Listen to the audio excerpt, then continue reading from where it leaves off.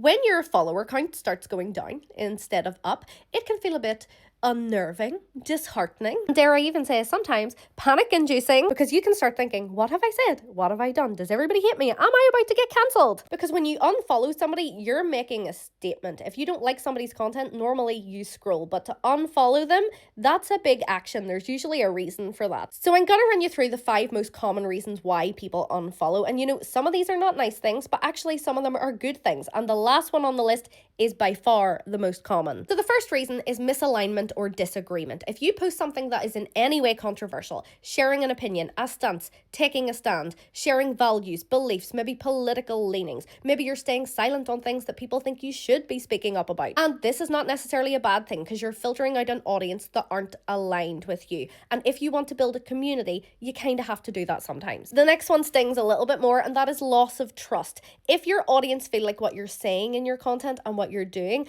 are not matching, they're going to be like, toodaloo. People can feel it if your content feels fake or performative or inauthentic in any kind of way. And if you start selling a lot in your content where you maybe didn't start out that way, again, people can be like, bye-bye. The next thing is that you might no longer be relatable to the audience that you had. Now, this can happen when content creators become kind of big and their lifestyles change, but it can also happen to normal creators whose lives just evolve and their content goes with it. For example, if you created a lot of pregnancy content and people followed you for that, and then you moved on to motherhood, and now you're maybe moving on to career-based content, the initial audience might not relate to that, and that is okay. The next thing is slightly less common, and that is content fatigue. If your content is boring people and you're saying the same thing over and over again and being too repetitive, they can often unfollow you. But in this instance, people mostly scroll rather than unfollow. Then the most common thing is bots and deactivated accounts. There are accounts being deactivated every single day and bot accounts being removed. And often the platforms do this